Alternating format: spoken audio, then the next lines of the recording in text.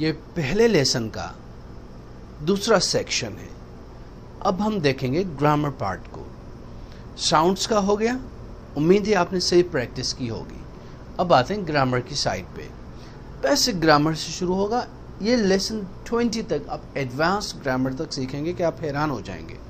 सबसे पहले बेसिक चीज़ों से शुरू करते हैं, बिल्कुल बुनियादी। मुझे पता है काफ़ी चीज़ों को आपको काफ़ी चीज़ें आती होंगी, पर कुछ ऐसी चीज़ें आएंगी जो आपका एक लैंग्वेज और ग्रामर सेट हो जाएगा कि फिर ज़िंदगी भर ज़रूरत नहीं पड़ेगी।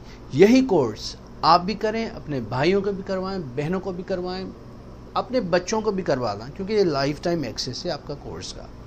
ग्रामर देखते हैं। ये वर्ड है दिस यानी ये। जो भी किसी भी चीज़ को इशारा करते हो ना, कहते हो ये उंगली से, ये फिर वो आप गिन सको या ना गिन सको, काउंटेबल हो अनकाउंटेबल हो, आप कहें ये तो कहें दिस। ये मेरा भाई है, दिस इज माई ब्रदर। ये मेरा कमरा है, this is my room.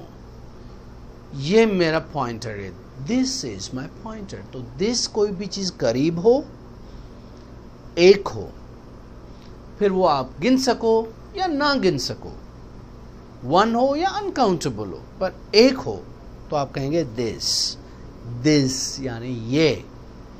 This is good, ये अच्छा है। अब जो भी चीज़ हो जो अच्छी है, जिस पे इशारा कर रहे हो, ये अच्छा है। या भले वो आप तस्वुर में है कि हाँ ये बात अच्छी है, तो आप दिस इज गुड, कुछ भी आपने कहा आप कह सकते हो this is good. This is water, ये पानी है, दिस इज वाटर, ये पानी है। दिस इज ऑयल, ये तेल है। दिस इज माई रूम, ये मेरा कमरा है। दिस इज नॉट फेयर, ये फेयर नहीं है। अब नॉट लगाओगे तो नेगेटिव हो जाएगा। दिस इज लाइफ, ये जिंदगी है। दिस इज हैप्पीनेस, ये खुशी है। दिस इज माई फूड, ये मेरा फूड है। दिस यानी ये। और अगर सवाल करना हो तो व्हाट इज दिस, ये हम आगे डिटेल में पढ़ेंगे कि ये क्वेश्चन कैसे होता है, ये नेगेटिव कैसे होते हैं। पर पहले इस सेक्शन में, इस स्लाइड पे एक चीज समझ जाएं कि जो एक चीज हो और आपके करीब हो, आप कहोगे this is good, this is bad. This यानी ये। एक चीज करीब हो तो आप कहोगे दिस, यही चीज दूर होगी तो आप कहोगे दैट। यही चीज ज्यादा होंगी, 2-4 होंगी तो कहोगे दीज, और यही 2-4 दूर होंगी तो आप कहोगे दोज, वो वाले। ये अब 1 by 1 पढ़ते हैं। दिस समझ में आया। अब देखो दैट, दूर है, जहाज है, पहाड़ी है, बंदा है। दैट इज माई ब्रदर, वो मेरा भाई है। किसी ने कोई अच्छी बात की, आप कहो दैट्स ग्रेट, अच्छी बात है आपकी। दैट यानी आप उसी की तरफ इशारा कर रहे हो। देयर इज अ बर्ड, वो परिंदा है। देयर इज अ माउंटेन, वो पहाड़ है।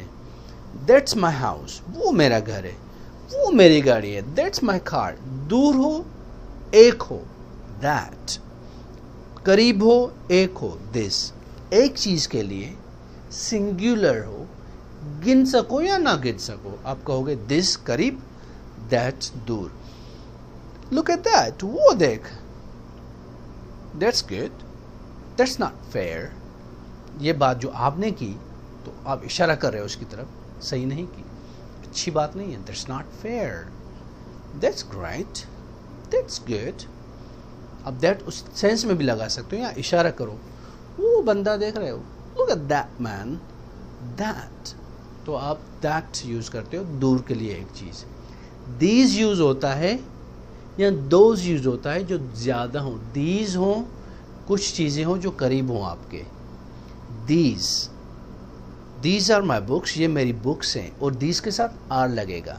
दीज आर चेयर्स, ये कुर्सियां हैं। दीज आर फिंगर्स, ये उंगलियां हैं, ठीक है। दीज आर ईयर्स, ये कान है, ठीक है। दीज आर आईज, ये आंखें। जो दो हों या दो से ज्यादा करीब तो दीज लगाओगे। दीज करीब हो और ज्यादा हो। These are chairs, these are my books, these are tables, these are fingers, these are nails, ठीक है।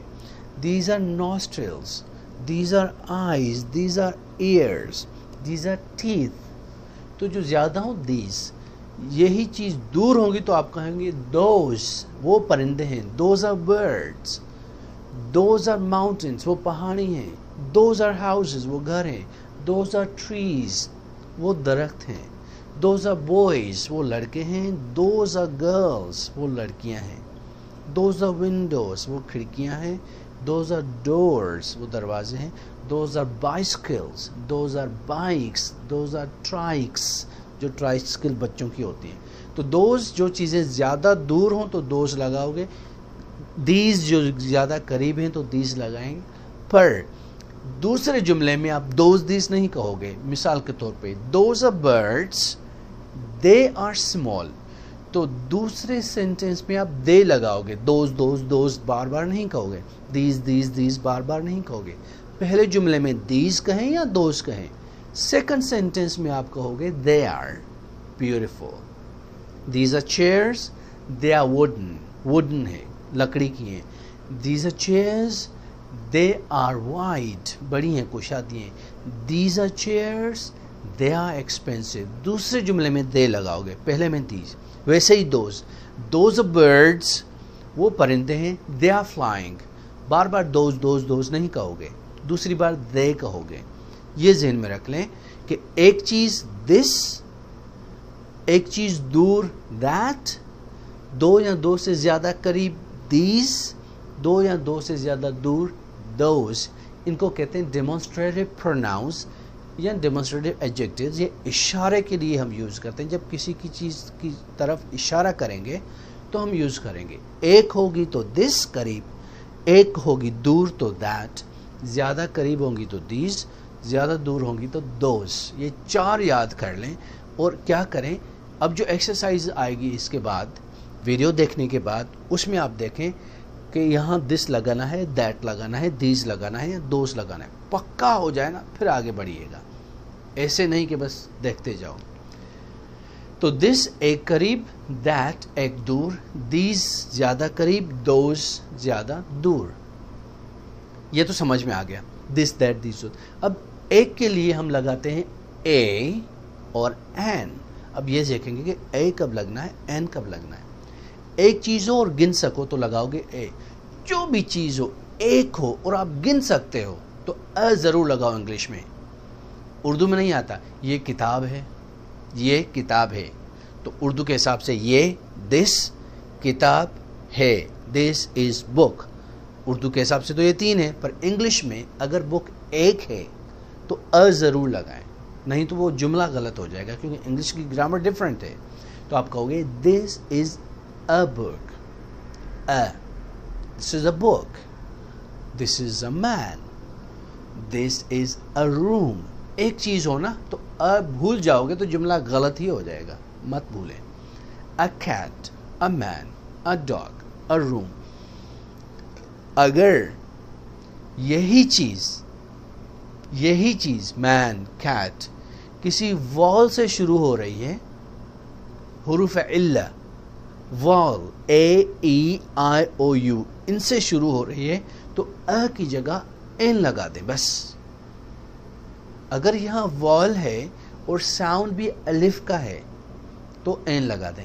N apple, this is an apple, this is an apple. Connect भी करना है ना, दिस इज एन एप्पल. जैसे आप सीख कर आए प्रीवियस सेक्शन में कि कॉन्सोनेंट वॉल मिल जाता है. This is an apple, this is an apple. An apple अलग-अलग नहीं पढ़ेंगे, पर जब एक चीज़ आएगी और वॉल से शुरू होगी तो एन लगाएंगे. An apple. An easy lesson, an easy lesson, an easy lesson. क्योंकि ईजी ई से शुरू हुआ और बाद में नाउन है लेसन, तो आप एन लगाओगे. तो ये समझ में आ गया आपको, बेसिक चीज़ें समझ में आई. एन लगेगा जब कोई भी वॉल से वर्ड शुरू होगा और एक चीज़ होगी. Apple, an apple. Orange, an orange. Egg, an egg. Umbrella, an umbrella.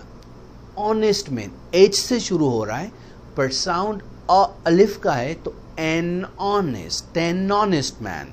Honest नहीं है, ऑनेस्ट है तो आप कहोगे एन ऑनेस्ट मैन। क्यों लगाया एन जबकि एच से शुरू हो रहा है? एच तो वॉल नहीं है, हम एच को नहीं देख रहे, हम देख रहे हैं साउंड को। साउंड ओ से शुरू हो रहा है, एलिफ से, ऑनेस्ट। यूनिवर्सिटी में अ यूनिवर्सिटी लगता है, एन नहीं। क्यों? क्योंकि साउंड यू से शुरू हो रहा है, यूनिवर्सिटी। तो यू साउंड से जो भी वर्ड शुरू होगा तो उसके साथ अ लगेगा, एन नहीं। अन्य वर्ड्स अगर होता जैसे अम्ब्रेला है तो एन लगता। तो इसी वजह से यूनिवर्सिटी के साथ अ लगाते हैं, क्योंकि हमें साउंड को भी देखना होता है, सिर्फ वॉल्स को नहीं देखना होता। अब थोड़ा सा सीखते हैं सम के बारे में, क्योंकि ये लेसन 1 है तो बेसिक चीज़ें सीखोगे, फिर लेसन 2 थोड़ा एडवांस्ड है, लेसन 3 ऐसे बढ़ता जाएगा 20 तक। Amazing, you be a great learner, trust me. Give some water, ये है वर्ब्स। वर्ब का मकसद है फ़िल, दो, आना, जाना, खाना, पीना, इनको वर्ब्स कहते हैं, मेन वर्ब्स कहते हैं। गिव यानी दो, टेक यानी लो, सिट बैठो। इज्जत के साथ कहोगे प्लीज सिट, प्लीज बैठिए, पर बात यही है। वर्ब गिव सम वाटर, कुछ पानी दो। गिव सम मिल्क, थोड़ा दूध दे दो। ड्रिंक सम मिल्क, थोड़ा दूध पियो। हेल्प सम पीपल, कुछ लोगों की मदद करो। सम एक चीज़ के साथ भी आ सकता है, अनकाउंटेबल, जो गिन नहीं सकते, पानी नहीं गिन सकते, दूध नहीं गिन सकते, तो सम लगा दिया, अ एन नहीं लगाया। ड्रिंक सम वाटर, थोड़ा पानी पियो। लोग तो गिन सकते हो, तो ये जो सम वर्ड है, सम कुछ, ये एक चीज़ के लिए जो अनकाउंटेबल है, नहीं गिन सकते, उसमें भी यूज़ होता है, और लोगों के साथ जो 10, 15, 20 जितने भी हो उनके साथ भी लगता है। Give some water, help some people. अब वाटर भी कह सकते हो अगर आपका मकसद हो बोतल पानी की। गिव मी अ वाटर, एक्चुअली आप दुकान पे गए हैं, आपको पानी की बोतल लेनी है, तो आपके excuse me, give me some water, can I have some water, can I have a water. A water का मकसद यहाँ पर आपका मकसद है बोतल, पानी की बोतल एक्चुअली। अ टी, यहाँ चाय तो ऐसे तो नहीं देगा, चाय शॉपर में डाल के, कप में देगा। Give me a T please, can I have a T. A T का मकसद है, ब्रिटिश इंग्लिश में कहते हैं a cup of T, American कहते हैं अ टी। अब आपके ऊपर है कि आप क्या यूज़ कर रहे हो। तो सम काउंटेबल और अनकाउंटेबल आप लगा सकते हो। सम पीपल, सम कैट्स, सम ज्यूस, समथिंग। तो सम अनकाउंटेबल, जो गिन नहीं सकते, पानी है, तेल है, जूस है, उसमें भी लगेगा। सम जो गिन सकते हो उसमें भी लगेगा, एक चीज़ में नहीं। आप नहीं कहोगे सम मैन, एक बंदा हो आप कहो सम मैन, सम कैट, यह गलत है। Some cats, some people. या जो अनकाउंटेबल, गैर मादूद, जो गिन नहीं सकते, उसके लिए लगा some juice, something. Give some water, drink some milk, help some people. उम्मीद है आप सम समझ गए थोड़ा सा। अब यहाँ देखते हैं कि कमरे है, एक कमरा है, कमरे में 2 कुर्सियाँ हैं। आप इंग्लिश में ऐसे तो नहीं कहेंगे 2 चेयर्स इन द रूम, ऐसे तो गलत हो जाएगा। 2 चेयर्स इन द रूम, 2 कुर्सियाँ कमरे में। है कहाँ गया? कमरे में 2 कुर्सियाँ हैं, कमरे में एक टीचर है कहाँ गया? तो आप क्या करते हो, एक्सप्लीटिव, ये वर्ड देयर मीनिंगलेस है, एक्सप्लीटिव है, सब्जेक्ट की जगह यूज़ होता है। तो आप देयर इज़ एक चीज़ के लिए और देयर आर ज़्यादा के लिए यूज़ करते हो। देयर इज़ 1 के लिए, देयर आर ज़्यादा के लिए। For example, there is a book, there are 2 chairs. एक है तो अ बुक इज़ के साथ, आर है तो चेयर्स, एस भी लगेगा क्योंकि ये प्लूरल है। There are 2 chairs, there are some people, there are some boys, there are some girls, there are some students in the class. There is एक चीज़ के लिए, there is a teacher inside, there is a guest, एक मेहमान है। There are 4 rooms in my house, मेरे घर में 4 कमरे हैं। There are 2 toilets in my room, in my house, मेरे घर में 2 टॉयलेट्स हैं। तो एक चीज़ के लिए देयर इज़, ज़्यादा के लिए देयर आर। प्लस कहाँ पर है, तो ये प्रपोजिशनल फ्रेजेस हैं जो यूज़ कर सकते हो। टेबल पर, देयर इज़ अ बुक, कहाँ पर, on the table, under the table, near the table, beside the table, behind the table, कहाँ है, तो आप ये वर्ड्स यूज़ कर सकते हो। There is the bird on the roof, छत पे एक परिंदा है। There is a parrot into the tree, दरख्त में, या इन द ट्री, दरख्त में एक तोता है, पैरट है। तो आप कहाँ पर है, इसको प्रीपोजिशनल फ्रेज कहते हैं जो प्लेस दिखाता है, कहाँ पर है ये चीज़, इन है, ऑन है, किसके ऊपर है, किसके नीचे, near the window, beside the tree. तो ये लगा सकते हो देयर इज़ देयर आर के बाद, ये आप लगाओगे तो ज़्यादा जुमला बेहतर हो जाएगा। जैसे कि देयर आर 2 people आउटसाइड, बाहर दो लोग हैं। There is a car at the door, दरवाजे पे एक गाड़ी है। There are 3 chairs in this room, इस कमरे में 3 कुर्सियां हैं। तो देयर इज़ देयर आर के बाद ही जुमला बनेगा आपका, ये ज़हन में रख लें। नेगेटिव करना है तो नॉट लगाओगे, there is not any book, पर आप फिर एनी भी लगाओगे extra there is there are के साथ अगर नेगेटिव जुमला है तो। There isn't any book, there aren't any chairs.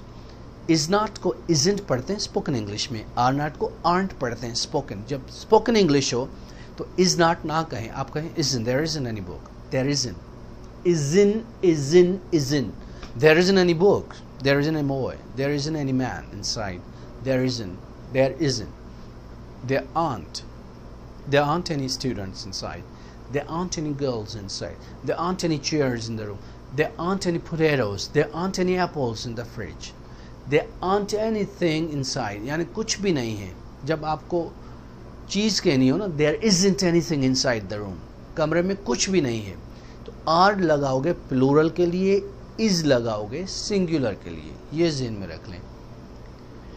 Question करना हो तो इज को आगे लगा दो, क्या कमरे में कोई टीचर है, is there any teacher inside the room, is there, क्या बाहर कोई कुत्ता है, is there any dog outside, तो is there a dog outside, are there any boys outside, are there any potatoes or are there any eggs in the refrigerator। Question पूछ रहे हो कि फ्रिज में अंडे हैं, are there any eggs in the refrigerator, are there any chairs in the room, are there any students in the classroom, is there any problem with you, क्या तेरे साथ कोई मसला है, is there anything wrong, क्या कोई गलती है, कोई गलत चीज़ है। तो is there एक चीज़ के लिए, क्वेश्चन आर देयर ज़्यादा चीज़ के लिए यूज़ होता है। क्वेश्चन करना हो तो आर देयर एनी प्रॉब्लम, तो सम की जगह आप एनी लगाते हो बस। ये देखो देयर आर सम प्रॉब्लम्स, कुछ प्रॉब्लम्स हैं, सम है ना यहाँ पर कुछ, यही अगर सवाल बनेगा तो एनी लगेगा कुछ की जगह। आर देयर एनी प्रॉब्लम्स, क्या कुछ प्रॉब्लम्स हैं, इज़ देयर एनीथिंग रॉन्ग, तो क्वेश्चन होगा या नेगेटिव, सम की जगह एनी लगाओ, एक ही मीनिंग है। क्वेश्चन सवाल, नेगेटिव मनफी, तो सम की जगह एनी लगा दे, वो नेगेटिव हो जाएगा या क्वेश्चन हो जाएगा, ये ज़हन में रख लें। तो क्वेश्चंस नेगेटिव्स में एनी लगेगा, नहीं तो सम लगेगा।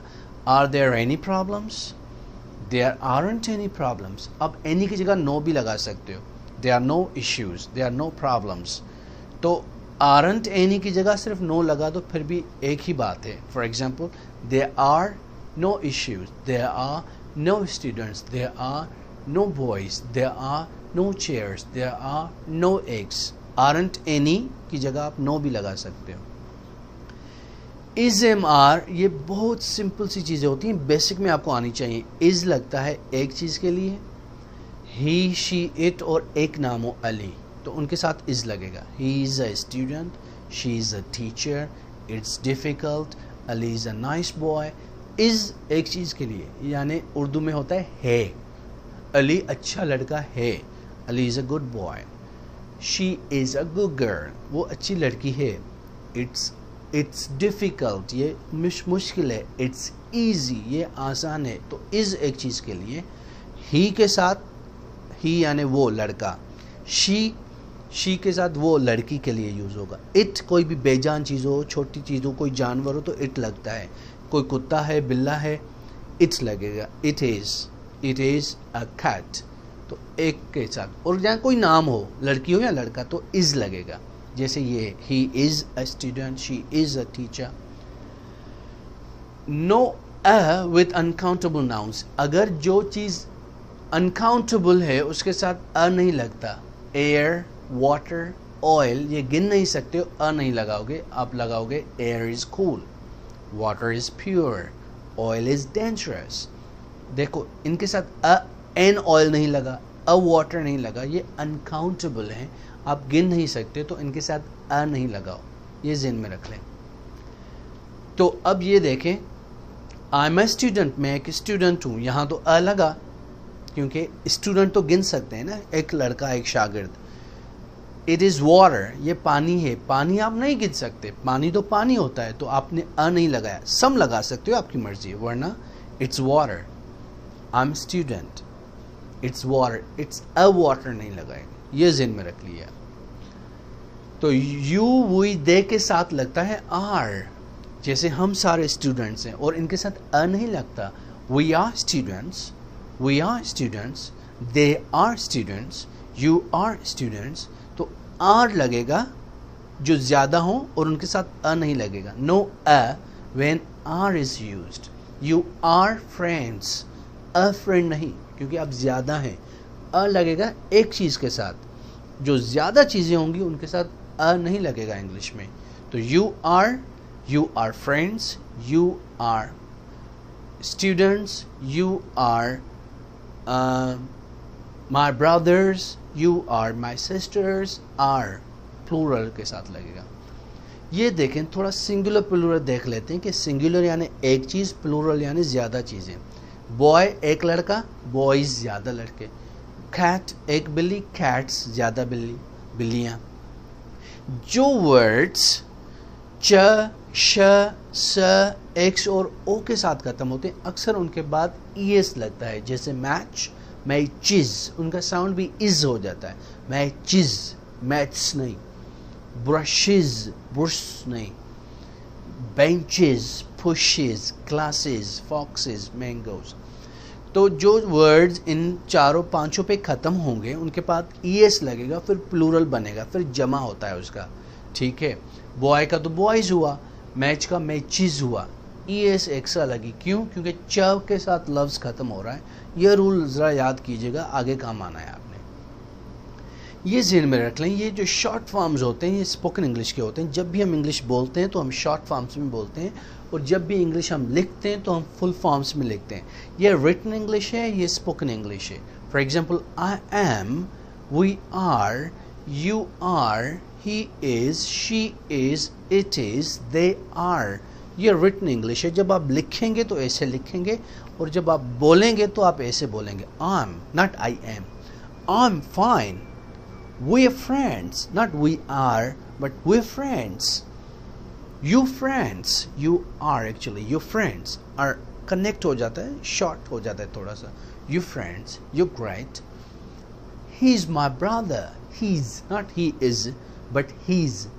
He is लिखना होता है, पढ़ना होता है he's. She's, not she is, but she's my sister. It's okay. It is नहीं, इट इज़ लिखना होता है, पढ़ना होता है it's okay. They are my friends, they are great,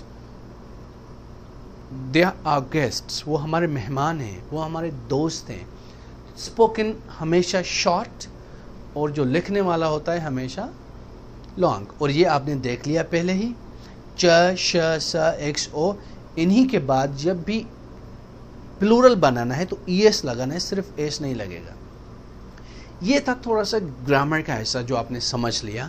तो अपने बेसिक ग्रामर के रूल्स समझ लिए, इज एम आर का थोड़ा पता चल गया, दिस दैट दीज दोज का थोड़ा पता चल गया, देयर इज देयर आर का थोड़ा पता चल गया, ए और एन का पता चल गया, सम का और एनी का थोड़ा सा पता चल गया, नो कैसे यूज़ होगा वो भी आपको पता चल गया, शॉर्ट फॉर्म्स कैसे यूज़ होते हैं वो भी पता चल गए, I, we, you, he, she, it, they, इनकी मीनिंग क्या है वो भी पता चल गए।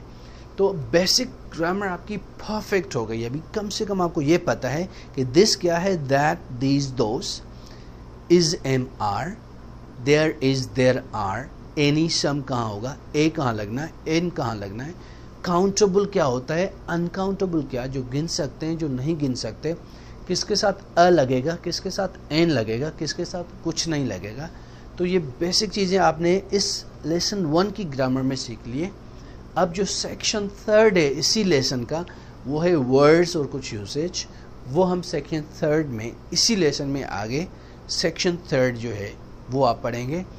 और हमेशा याद रखें, जैसे ही अभी ये सेक्शन आपका पूरा हो तो इस लेसन की जो एक्सरसाइजेज हैं वो ज़रूर करें, समझें, और उसके बाद आप सेक्शन 3 में जाइए। वो सही समझ में आए, फिर उनकी एक्सरसाइजेज जो परफेक्ट समझ में आ जाएं, तो इसी लेसन को दोबारा एक बार रिवाइज करें नेक्स्ट डे पर। बिल्कुल समझ में आ जाए तो ठीक है, नहीं आए तो फिर कमेंट करके, क्वेश्चन करके मुझसे आप डायरेक्ट पूछ सकते हो, मैं उनके जवाब आपको ज़रूर दूंगा इंशाअल्लाह।